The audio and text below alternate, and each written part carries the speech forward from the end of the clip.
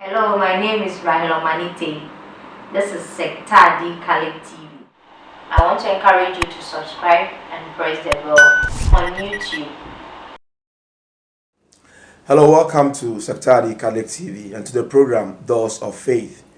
Today we are discussing our trip to Grand Bassam Diocese and having this conversation with Reverend Father Dr. Eliason, the Health Director of the Diocese, and Father Isaac Atamensa, the Parish Priest at St. Francis of Assisi Catholic Church, Agunakwanta. Fathers, you are welcome. Yeah, thank you. Let me pick your initial comments about the journey to Grand Bassam last week. I don't know what to say. Marvelous, superb, and all the wonderful adjectives you. Father Isaac. Yeah, it was a wonderful journey, something that we have never experienced, I don't know, before in our diocese. And it was a good journey and an encounter too. I really enjoyed myself. Yeah. Okay. Francis, let me continue from you. For you, what are some of the highlights of the journey? I would say that that was my first time going to Ivory Coast. Okay. And then for me, it was all joy traveling outside the country, Ghana, for the first time in a neighboring country, Ivory Coast. And then the whole thing is about their faith. The faith that we encountered in Ivory Coast was so wonderful, was so awesome. Look at the history of Catholicism in Ivory Coast, and then how far they have traveled to today in terms of the faith, in terms of the liturgy, and then also the people, their welcoming attitude, they are very hospitable. We used to say that Ghanaians are very hospitable, but until I traveled to Ivory Coast, I realized that they are even more hospitable than Ghanaians. Okay. Yeah, so that's my impression. Okay. Father Eliason. Yeah. The Ivorian man among us. I was also surprised about the kind of attitude I saw out there. And one thing that I highlight a lot is the respect they have for the priest, because some of the things they did for us, my brother, it was not easy. Yeah. But by their respect and dedication they have, they were able to accomplish what they did. And right from the border down to our destination, you could see the commitment from the organizers, and even look at the police escort. Yeah, the escort, yes. So it's marvelous. I don't know why it can ever happen. It can ever happen in ours. Perhaps it can happen, but for me, police now escorting us from one point to the other. And if you could see that the police were also escorting us, they tell the people that, oh, these are priests, and they will leave them. I wonder what it can happen here. The kind of respect they have for our priests, I don't know what it is back home here. But for me, I think that a very good journey, and I think I'm really impressed about the whole thing. I was fascinated when we were, asked to go and stay with the families. And I realized for some of us, not the French-speaking ones, you go to a family and then they are all French-speaking and you are an English-speaking person. The only way of conversation is by sign language. I don't know if you also had a similar experience like that. Yeah, I know the family that I was sent to stay with. The woman could not speak the English, and I also can't speak the French, and they were doing sign language. It's quite unfortunate. And then I tried using Google Translate to communicate, but it didn't work because the network was very poor. Yeah. And then, but it was all joy. Yeah. Because see, even though you could not communicate, but the enthusiasm, the love that they showed, the care. I remember on Thursday when it rained throughout the night, they have to pass through the rain to come and pick us. It was so wonderful. I saw dedication, and then I was surprised. The kind of respect, as Father said, that they have for their priests. It's something that I have not encountered, I have not seen before. Let me also add this one. You could see the relationship between the priest and the lay faithful. Yeah. The priests are all out, the lay people are able to approach the priest, and it's a very nice relationship. I don't see that one back home. Okay. But it is so beautiful. If they had come here, could we have asked them to go and stay with families? Families, yeah. Look at the kind of relationship we had with the lay people here. Yes. So most of the priests were surprised that they asked them to go and perhaps stay with families. But for me, it was beautiful, and it shows the good relationship between the priests and the lay people out there. Exactly. Okay. Now let's delve more into the journey. I want us to look at the journey from the perspective of their liturgy. How was it different from our own? I don't know if I should start. Yeah, you can start. But what I saw was that, I know back in the seminary we were taught that in liturgy it should be active participation, what do you call consciousness, and these things were there in their liturgy. They were all active when it comes to singing, but they are very superb, and their responses, everything. In fact, I don't know whether we can do this here. We can do it. It was so wonderful, and not only one parish, but all the parishes that we visited, you could see that they have a very rich liturgy, and they sing a lot, and all of them participate. Thank you. The joy, all joy, and all joy. You enter the church, and it's all joy, and I think you have to go to the church with joy. Yeah. You go to church, and back home here, people are so perhaps, I don't know, the joy is not there. But it's the choir. And every song the choir sang, the whole congregation participated. It's congregational. It is powerful. The people, everybody is dancing. And you look at the handkerchiefs. Wow. Yeah. It was all wonderful, and they were throwing a handkerchief like that. And I saw, and our priest who had never danced in church, I saw Father Boo dancing like that. I said, wow, what's happening here? The whole church was electrified. Yeah. And please, if we have this, I don't think any one of us would dare go into Pentecostal church. For what? You see, the reason why I've always will not want to go into Pentecostal churches, because they are happy people. The liturgy is happy. It's not about Kaikayo, but you see that their collection fine. Perhaps they don't dance as we do. They pass the. But for them, I think you look at the liturgy of the communion. Yeah. That after all these things, your father has invited you to come and eat. So they went went there with joy, singing, dancing. Oh, Masa, it was beautiful, actually. I was fascinated by their movement towards communion. Back here we are used to going to communion in a meditative or a prayerful mode. Solemn. And then they go to communion dancing. Yeah. So I was like, I was shocked. What is happening? So shocked. Yeah. But I later when I was reflecting, I understood, because it's like the joy they are going to partake in the Eucharist. Yeah. It's not something that you should go there as if you're sad. So you are sad. You are going to a cemetery or what? Go to take the food of heaven. So it's all joy. It's all joy. It's all joy. Okay. What about the architecture of the church buildings? Ooh. They have very simple churches. And the Very pews. simple pews. Even at the Holy Spirit Their church, cathedral. their cathedral, they are yet to complete the cathedral. Yeah. It has back home. We want to wait till everything is done. But this one, a shed. Yeah. A shed. And most of the parishes, they don't care putting up, edifices. No. They want a place to worship. Worship. If you look at the style of their church, you can't compare. Beautiful and beautiful. Perhaps the countryside.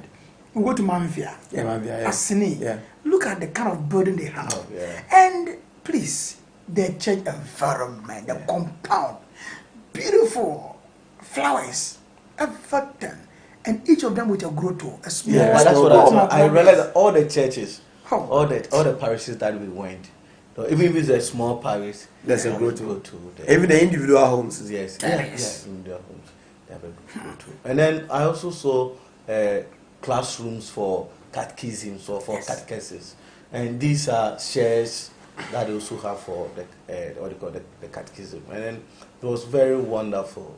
And one thing I also saw about the way they are nurturing their young ones, the catechumen. The parent will bring them right after school, bring them for catechism, will bring them for rehearsals, and then they will wait till everything is over before they take them home. So can we do this here? Can this happen in our diocese? It was so wonderful. It was so wonderful. I know they are people of faith. Yeah. And they seem to understand the faith. And they seem to have a very good grasp of the faith. And they are ready to share with their children as well. That's what I saw. Okay.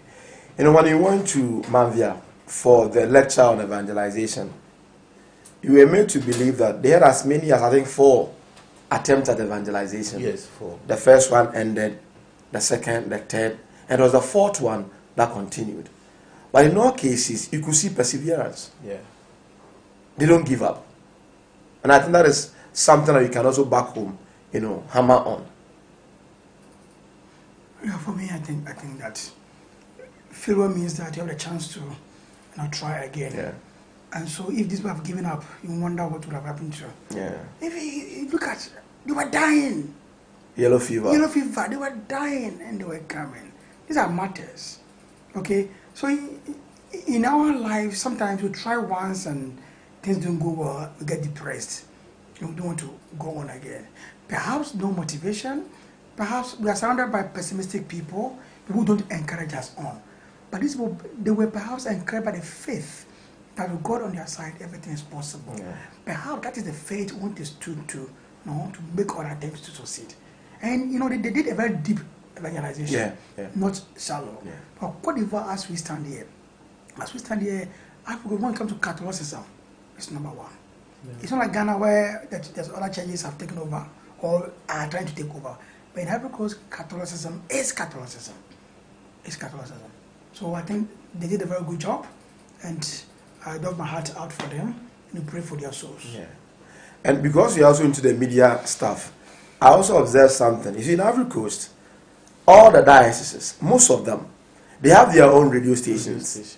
And then nationally, they also have a national Catholic television station. Yes. Yeah. Yes. I think it's a respect they accord the church. Yeah. Okay. So anything Catholic in Ivory Coast receive a lot of support. Yeah.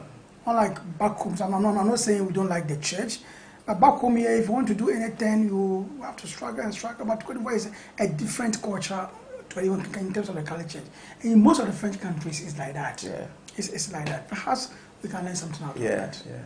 Well, I saw the radio station of Grand Bassam, Radio Espoir. Paul Boy. Paul Boy, yeah. And then the apex of the journey, the visit to the Basilica. And for me, the story is interesting. It took 6 years to plan and 3 years to be executed. Very, very impressive. The building itself, the ambience, the architecture, everything. Even if you not pray, as soon as you enter the environment will force you to pray. Yes. Father, I want to touch on the 6 years of planning. Yeah. And 3 years of building. Yeah. In all enterprises, the most important stage is the planning stage. Yeah. But most of us will fail because we don't have the time to plan. Be it business, be it so what. If you don't plan well, Master, you can't. But if you plan, I like it with examinations. When people are writing exams, somebody will take some few minutes to plan all his work very well. And when he or she starts, he or she will finish very early. Yeah. Somebody will start there and then he gets stuck. Yeah. Because there's no plan, there's nothing. So I was not surprised that it took all these years to plan, because if you look at the architecture there, a lot went into it. Exactly. If you look at the project plan, if you don't plan well, you will definitely fail. So I was not surprised that it took 6 years to plan and 3 years to. I think we can all learn from that. Yeah. We have to learn from that. Father, any impressions about the Basilica? For me, it's not. They are not buildings, but they are edifices. Yeah, because it's something that beats one's imagination, and how can one sit down to think about these things, and it shows the wonder that of creation, that there's something good in the human person. Yeah. So if these, because when I was there, I was reflecting, did this thing really planned by man? Yeah. And then he said, yes. So if indeed man could do this, then that there are a lot of things that are innate that we can bring it out. It's about we trying to explore, we trying to give ourselves chance, and then daring to take a risk. So it was also heartwarming that I can also do it. If someone has done this, then I can also do this. I can challenge myself, and then there's something good in man that I can bring it out. So it's a rare challenge. Yeah. It's a rare challenge. And again, still on the issue of the basilica, and that was the second time of going there. The first time was in last year, July, and I had a chance of, celebrating the mass there. But the story that also, comes out is about the man who built the basilica. I'm talking about the president himself, Yes. Felix, their first president, Felix Fogwanye. When he was asked about the cost of the basilica, he said, "No, I don't know the cost. It was an offering I gave to God, so I'm not going to quantify it." And for me, as Christians, that is a lesson that, we have to drive it home. When you are doing something for God, do it wholeheartedly. Don't count the cost. And God in his own way will have a way of, rewarding you. That is something that is so struck, it will strike you when you hear the story of the basilica. And again, for me, it's about the legacy. Yeah. Now you go there, you go and then see this nice edifice, and then you are told the story of the one behind these structures. Then what comes to mind is the kind of legacy that he has bequeathed to the generation. So what am I also leaving behind? What is it that I want to leave behind? If I'm no more there, can people hold on to this and say that, yeah, this thing was done by this person and that? So it's about the legacy that we are leaving behind. Whatever that we do, people will be there to judge us and to remember us for. So then it means that we must do the good thing in life. Yeah. I would think that he's not just building the basilica, he donated the land. Yeah. If you look at the vast land, it's amazing. It all boils down to selflessness and sacrifice. And that is missing in most of our societies now. And that's what is giving you one city and you think about losing out. But this man was able to give this big land. And also went ahead to build this edifice, no matter what it is. Fobonye has left his legacy. And when we went there, the writer told us this one, that each one of us has a capacity. Yeah. I remember very well. Yeah. We have the capacity to leave a mark on this earth. So we can't just walk on the surface as if we are spectators. Some of us live our lives as spectators. Oh, this is why we're walking. Let's also walk. But no, let's be active. Let's contribute our quota. The little we can do, let's do it before we die. Yeah. So that man, may God reward him. Yeah. No, viewers, you are still watching Doors of Faith. Today the discussion is centered on our journey to Grand Bassam Diocese, which 79 of us had last week, from the 7th to the 10th of May 2019. And we are basically sharing the experiences of this journey. So my brothers, before we bring our conversation to an end, personally, individually, what lessons did you gather from this fraternal visit to Grand Bassam? Let me say mine before. I going to say it in French. No, I'll say it in English. But dear fathers, look at the food, Yeah, the drink, yeah, the service they rendered us, yeah. the enthusiasm, the love. Is it because perhaps they have seen us coming? No. The French culture is like that. These people, they give freely. Are we saying that in a diocese that paid for all these things? Perhaps no. I'm told all parishes contributed. Yeah. Even priests Individual priests also. Yeah. contributed, and individual families contributed. Yeah. So are they coming here for us to send them to Atlantic or to anywhere?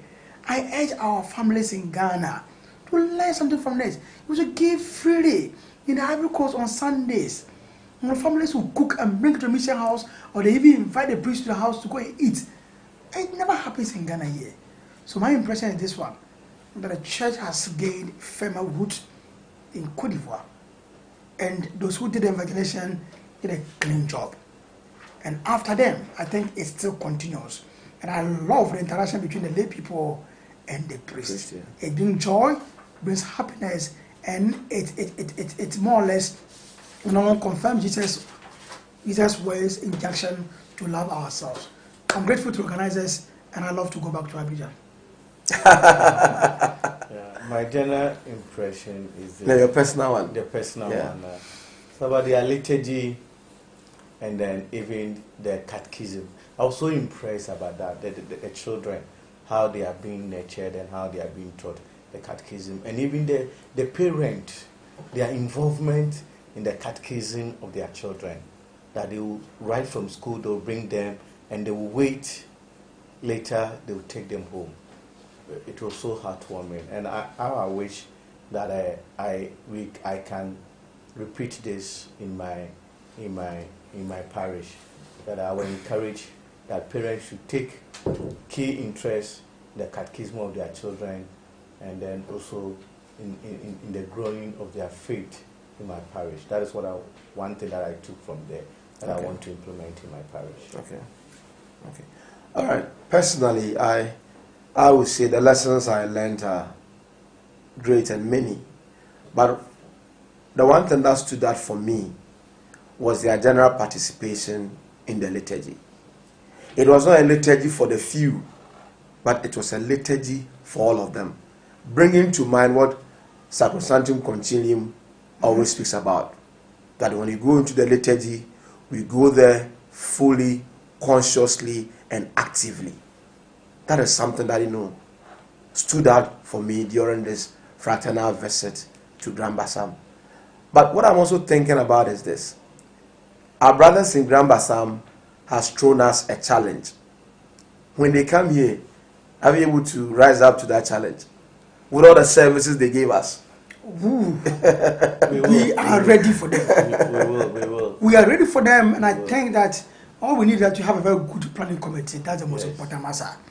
We need to have a very dynamic planning committee. We need to start early. We will not wait till the night hour. Start early. Yeah. We will do it.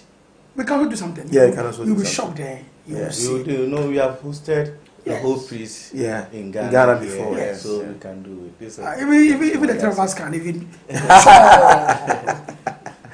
Yeah, so viewers, this has been Doors of Faith on Sectari Catholic TV. If you are yearning for more Catholic content, remember to support Sectari Catholic TV by calling the number running on the screens. Until we come here again next week, God bless you and enjoy the rest of the day.